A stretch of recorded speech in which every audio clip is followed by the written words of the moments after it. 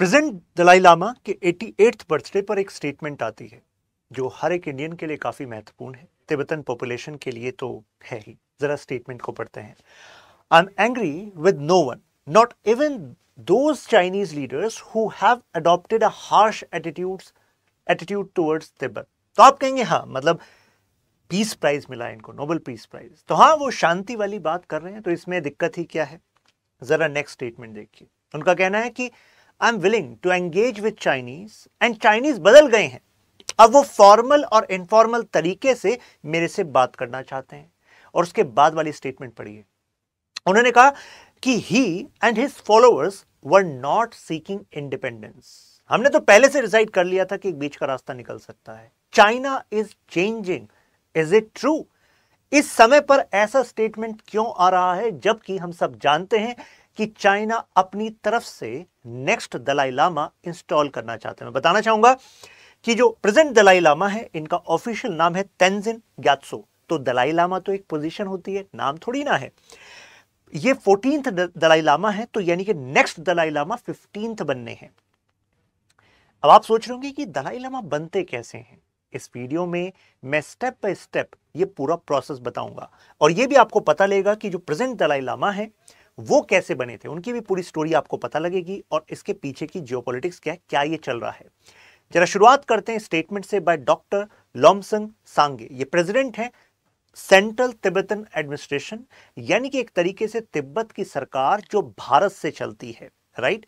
तो इनका कहना है कि ये एक ड्रीम है प्रेजेंट जो हमारे दलाई लामा है उनका, कि वो वापस जाएं और दोबारा से ल्हासा में जो वो पैलेस है, पोटोला प्लेस, तो एक तरीके से वहां पर दोबारा जाएं।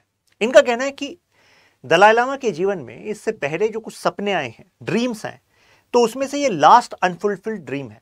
आप कहेंगे लास्ट कैसे? एक्चुअली इनका कहना है कि देखो 3 ड्रीम के बारे में बताता हूं, जिसमें से 2 ड्रीम तो पूरे भी हो चुके हैं। यानी कि आप में से कई लोग सोचेंगे अच्छा सपने जो हम सोचते हैं आभास हो रहा है वो पूरा हो जाए, कुछ ऐसा ही ये बता रहे हैं। इनका कहना है पहला सपना, उनको पहले से ही सपना आ चुका था कि ब्लड बाथ हो रहा है, यानी कि खून फैला हुआ है और कुछ गलत होने वाला है। और एग्जैक्टली 1959 में जब तिब्बतन पॉपुलेशन चाइनीज एग्रेशन के खिलाफ ल्हासा में खड़ी हुई, तो बड़े तादाद में चाइनीज फोर्सेस ने आर्टिलरी का इस्तेमाल किया और कितने सारा ब्लडशेड हुआ, कितने सारे तिब्बती पॉपुलेशन मारे गए। तो इसके बारे में उनको पहले से ही सपना आ चुका था।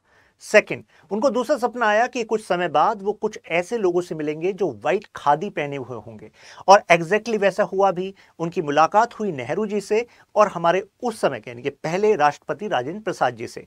तो दूसरा सपना भी पूरा हो गया। अब तीसरा सपना क्या है? तीसरा सपना है कि दोबारा से वो पोटाला पैलेस जो है ल्हासा में, दोबारा वहां जाएंगे, वो पैलेस रोशनी से भरा होगा और तिब्बती पॉपुलेशन से वो दोबारा वहां जुड़ जाएंगे। इनका कहना है जो मिस्टर लॉपसेंग, इनका कहना है कि देखो जो तीसरा ड्रीम है वो एक तरीके से कर्मा का डिजाइन है, और वो स्वप्न जो पहले से आ रहा है वो सच होना है। अब जरा हिस्ट्री से इस बात को उठाते हैं। बात है 1959 की। तो जैसे ही मैंने आपको बताया ब्लड बाथ हुआ, तो दलाई लामा उस समय एक तिब्बतन सोल्जर के भेष में वो वहां से निकले, क्योंकि भाई तिब्बतन लोगों ने कहा कि भाई ये सारा अब मेन अटैक आप पर होगा, क्योंकि दलाई लामा केवल स्पिरिचुअल लीडर ही नहीं, वो एक तरीके से पूरे तिब्बत पर सरकार भी थे, यानी कि he was the government head एक तरीके से। तो ऐसे में फिर वो इंडिया आ गए और इंडिया में एग्जाइल में तब से वो रह रहे हैं। इनका सबसे बड़ा कंट्रीब्यूशन है कि जब चाइना तिब्बत के साथ ऐसा कर रहा था तो दुनिया को अवेयरनेस ही नहीं थी कि भाई तिब्बत का मुद्दा क्या है। जब दुनिया को अवेयरनेस नहीं होगी तो कौन दबाव बनाएगा, है ना।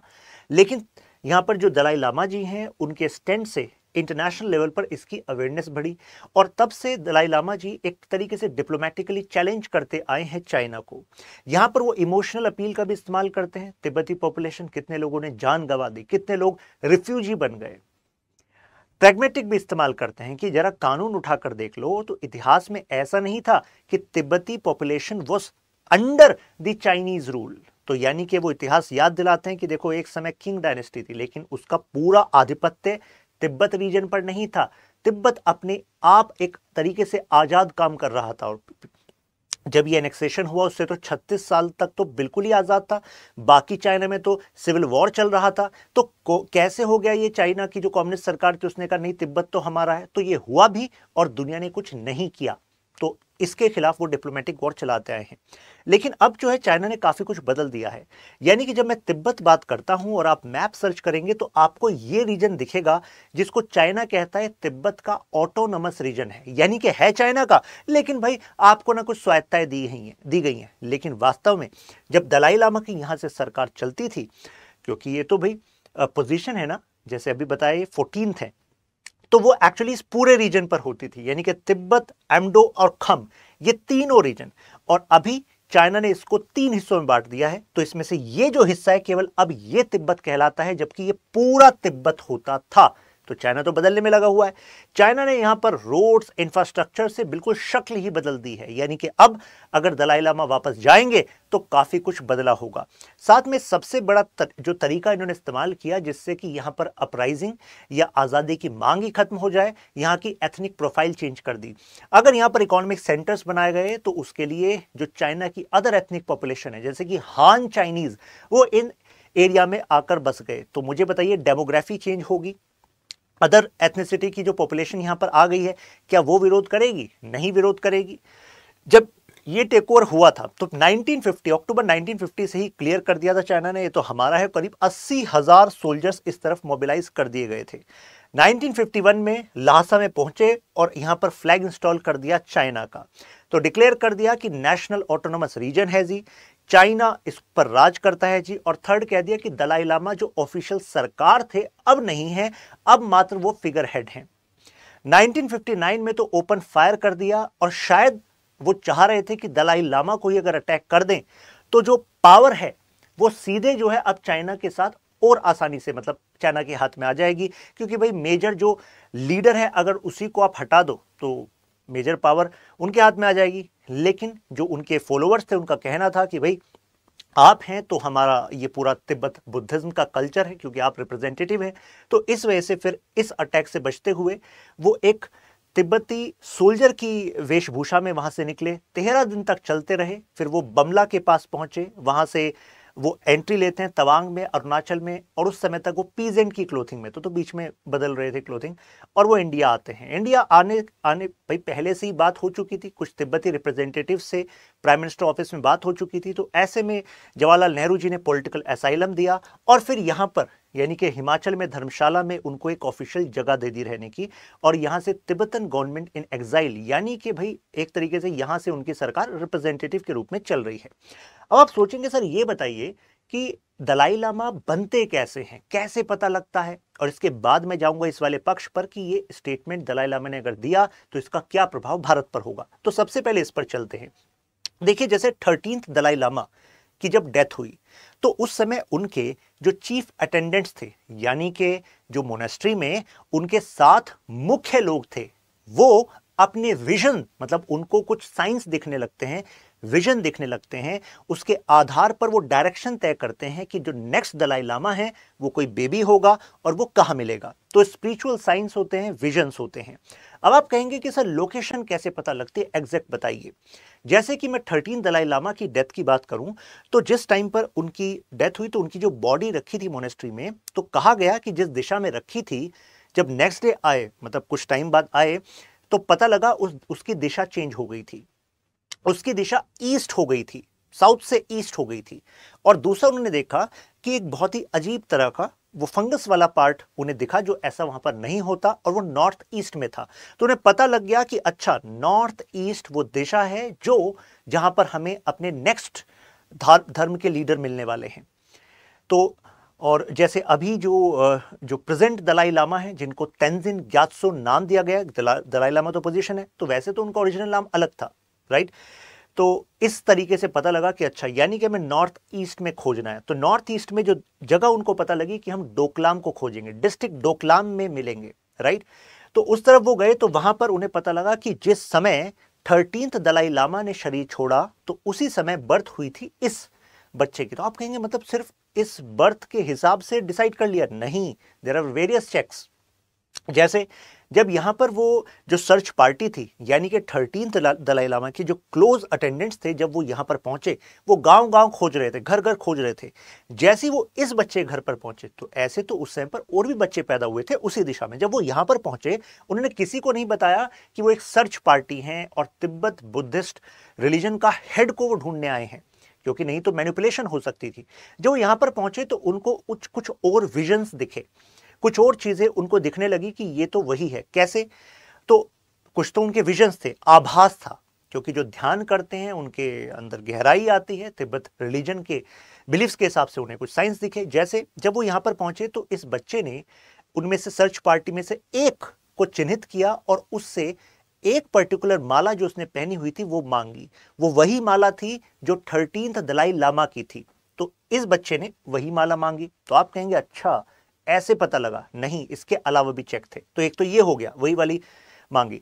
उसके बाद फर्दर चेक करने के लिए, टेस्ट करने के लिए इस बच्चे को ले जाया गया जब लहासा, तो लहासा में इस बच्चे ने एग्जैक्टली उसी वाली घंटी को, मतलब उसी वाले टूल्स को उठाया जिसका इस्तेमाल जो 13 दलाई लामा है वो करते थे। जैसे जिस ड्रम का इस्तेमाल करते थे, जिस वॉकिंग स्टिक का इस्तेमाल करते थे, वो सारी चीजें उसने एग्जैक्टली वही चूज करी जो 13th दलाई लामा की थी।